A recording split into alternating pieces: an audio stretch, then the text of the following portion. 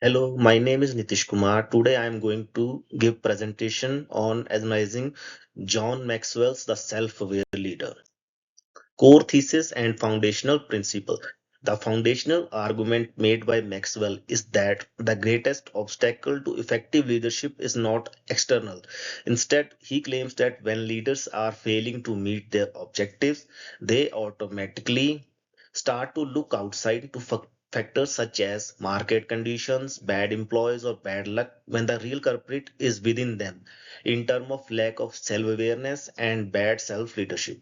This is strongly summarized in the quote of "We have met the enemy and he is ours," which sets above the fact that the path towards leading other efficiently is conditioned by surprisingly the challenging towards leading oneself, such as idea of internal accountability is demonstrated by the fact that Maxwell openly admits his own professional failures, all of which were caused by a specific internal flaw such as impatience or indecisiveness, and this shows that the health in an organization is a direct mirror reflection of internal health of a leader.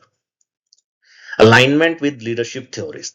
Principles of book are very close to the well-developed paradigm of leadership, especially transformational and servant leadership. The focus on connecting rather than climbing and establishing the team as emphasized by Maxwell can directly be called a reflection of transformational leadership system that explains that followers should be motivated to reach extraordinary results with the help of inspiration and shared purpose. At the same time, the piece of writing is a guide towards servant leadership in that the ultimate importance of success is the development and success of followers rather than the self fulfillment of leaders. The fundamental practices Maxwell promotes, like learning fellowship, being patient, and seeking accountability, are the inward behaviors that are the necessary ones that should come first before imparting the powerful theories externally. Now, critical analysis and strength based focus. One of the strengths of the works by Maxwell is that it is based on a pragmatic and behavioral approach in which the author offers leaders practical steps to become better leaders, including certain listening skills, prioritizing relentless promotion of a strength based paradigm that one can only become great when he improves what he was born with and not repairing what is wrong with him, is a strong and well grounded paradigm that draws on positive psychology. The possible objection, though, is that the prescription of universal behaviors that lies in the book underestimate the situational behavior of leadership and the need to tailor oneself to the context, the situation, and stage of development of the team, a concept that his formulaic approach does not delve into. Personal insights. The most personal lesson gained is the necessity of radical accountability, which compels our leader to look inside the mirror and acknowledge that the failure of his team in most cases are his own faults, which eradicates the blame shifting tradition.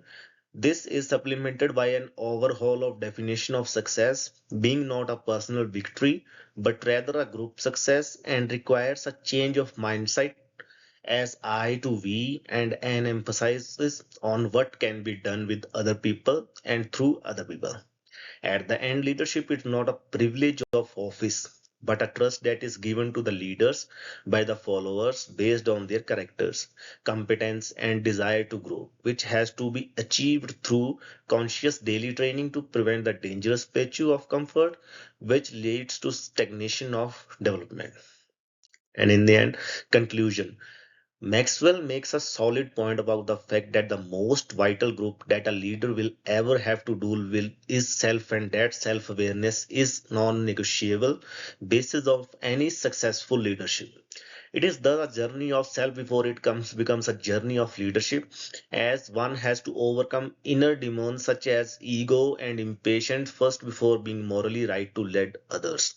The final lesson of the book is that in order to make the most of potential of a team, the leader needs to able to know, control and lead himself first, which is made possible by offering a timeless and practical framework of such as continuous personal development. And these are the references that I have used to do this presentation. Thank you.